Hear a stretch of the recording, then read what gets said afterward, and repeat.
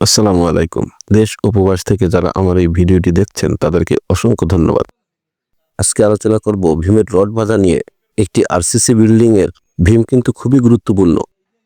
এই ভীম বাঁধার সময় আপনি যে বিষয়গুলি খেয়াল রাখবেন। একটি ভীম বাঁধার সময় সবচেয়ে গুরুত্বপূর্ণ হচ্ছে ভীমের রড কলামের রডের ভেতর সাইড থেকে যাবে। ঠিক এইভাবে এখানে যেভাবে আছে ভীমের সব কয়টা রডই কলামের রডের ভেতর সাইড থেকে যাবে। কোনো অবস্থাতেই ভীমের রড কলামের রডের বাহির সাইড থেকে যাওয়া যাবে না। অনেক সময় হয় কি ভীম আর কলামের সাইড যদি এক হয় তখন ভীমের এক সাইডের রড কলামের রডের বাহির সাইড থেকে অনেকে দেয়, কিন্তু এটা করা যাবে না। অবশ্যই ভীমের রড কলামের রডের ভেতর সাইড থেকে যাবে। ঠিক এখানে যেভাবে আছে এইভাবে।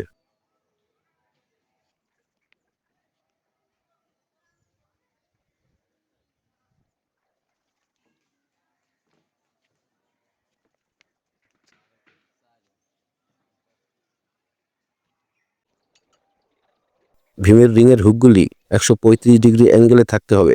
ঠিক এইভাবে এখানে যেভাবে আছে। আর হচ্ছে এই স্ট্রাপ বা রিংয়ের হুকগুলো সব অল্টারনেট করে সাজাতে হবে। ঠিক এখানে যেভাবে আছে এই যে এইভাবে সাজাতে হবে। একটা ডান পাশে একটা বাম পাশে, এই যে এইভাবে একটা ডান পাশে একটা বাম পাশে এভাবে সাজাতে হবে।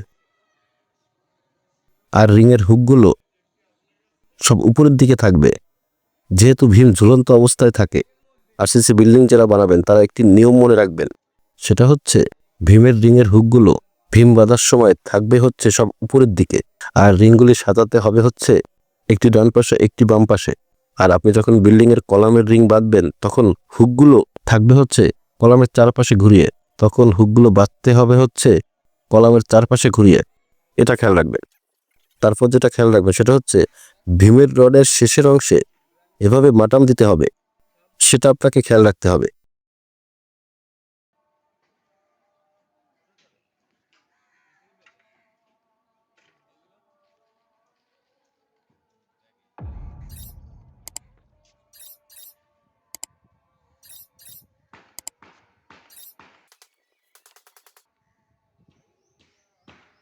ভীম আর কলামের জয়েন্টের মাঝখানে মাটাম দেওয়ার সময় খেয়াল রাখতে হবে মাটাম যেন কলামের বাইরে বের না হয়ে যায়। আর ছাদে যদি কার্নিশ বের করা থাকে এই যে এইভাবে, মানে ভীম যদি বাইরে বের না করা থাকে তাহলে এভাবে শুধু নিচের রডে মাটাম দিলেই চলবে। ভীমের উপরের দুইটা রডের মাটাম লাগবে না। এভাবে স্ট্রেট বের করে দিলেই চলবে।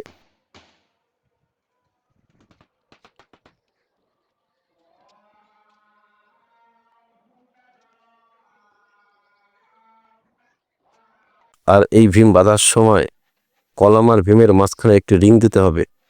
ঠিক এইভাবে এটা প্রতিটা কলাম আর ভীমের মাঝখানে দিতে হবে। সেটা আপনাকে খেয়াল রাখতে হবে। এই রিংটা আগে না দেওয়া হলে ভীম ছেড়ে দেওয়ার পরে আর দেওয়া যায় না।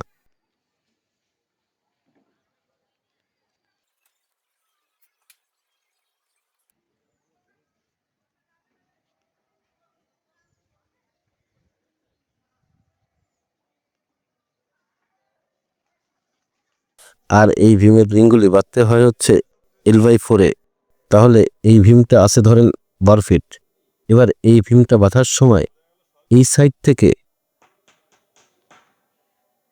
3 ফিট বাঁধতে হবে 4 ইঞ্চি পরপর। আবার এই সাইড থেকে বাঁধতে হবে 3 ফিট 4 ইঞ্চি পরপর।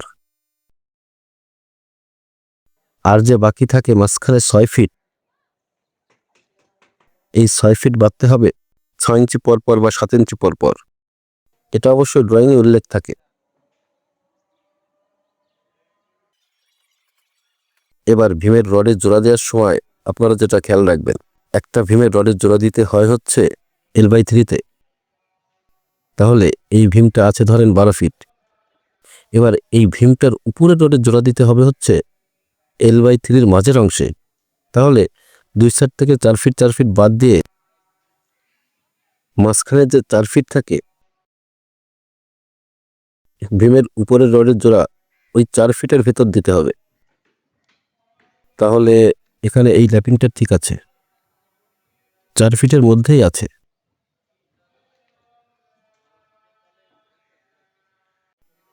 আর ভীমের নিচের রডে জোড়া দিতে হয় হচ্ছে L/3 ফাঁসের অংশে।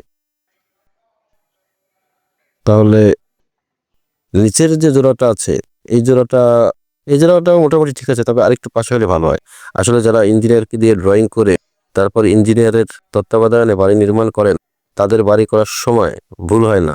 কিন্তু অনেকে আছেন যারা বাড়ি নির্মাণ করার সময় ইঞ্জিনিয়ারের পরামর্শ নেন না, তাদের জন্য এই ভিডিওটি খুবই গুরুত্বপূর্ণ। ভিডিওটি যদি আপনার একটু ভালো লাগে তাহলে একটু লাইক দেবেন, আর সাথে সাবস্ক্রাইবটি করে দেবেন, আর পাশের বেল বাটনটি অন করে দেবেন। তাহলে পরবর্তী ভিডিওটি সবার আগে আপনি দেখতে পারবেন।